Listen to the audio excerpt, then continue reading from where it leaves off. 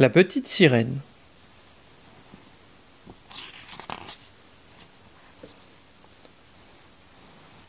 Ariel, la sirène, est fascinée par le monde des humains. Avec son ami Polochon, elle explore les épaves des navires à la recherche d'objets humains pour sa collection. Cependant, sa passion inquiète son père, le roi Triton. Il la met en garde. Les humains sont des barbares, mangeurs de poissons. Mais Ariel est têtue et n'écoute pas son père. Un soir, elle se rend à la surface pour observer un bateau. À bord, le prince Eric fête son anniversaire. Soudain, une tempête éclate et le bateau fait naufrage. Le prince est projeté dans la mer. Ariel vient à son secours et le dépose sur la plage, évanoui. « Je suis amoureuse d'Eric », confie Ariel à Polochon et à Sébastien, le crabe. Hélas, son père l'apprend. Fou de rage, il détruit sa collection. Désespéré, Ariel se rend chez Ursula, la sorcière qui lui propose un marché.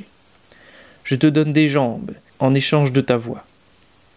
Tu as 3 jours pour que le prince t'embrasse. Si tu échoues, tu seras à moi. » Ariel est désormais humaine. Sur la plage, elle retrouve Eric. Lui aussi tombé amoureux de celle qui l'a sauvé, mais sans sa voix. Ariel ne peut lui dire qui elle est. Finalement, ils font connaissance et s'apprécient de plus en plus. Lors d'une promenade en barque, le prince s'apprête à embrasser Ariel, quand soudain, les murènes d'Ursula les font chavirer. Pour faire échouer Ariel, Ursula se change en jeune fille. En utilisant la voix de la sirène, elle fait croire au prince que c'est elle qui l'a sauvé. Ensorcelé, il veut aussitôt l'épouser.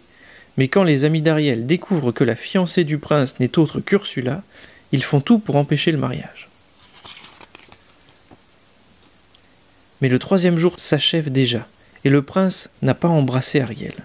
La sirène et Ursula reprennent leur apparence. Le roi Triton, qui a tout vu, décide de donner sa couronne et son fameux trident à Ursula pour libérer sa fille. La sorcière a gagné, elle règne sur l'océan. Mais Eric finit par comprendre qui est vraiment Ariel. Il l'aime et ne veut plus être séparé d'elle. Alors il affronte la sorcière et la blesse mortellement. Grâce au prince, le peuple de la mer est sauvé. Le roi Triton accepte le choix de sa fille. Avec son trident magique, il lui donne des jambes. Enfin réunis, Ariel et le prince Eric se marient sur un bateau. Ainsi, le roi Triton, Polochon et Sébastien peuvent assister à la cérémonie, avant de dire au revoir à la petite sirène devenue humaine.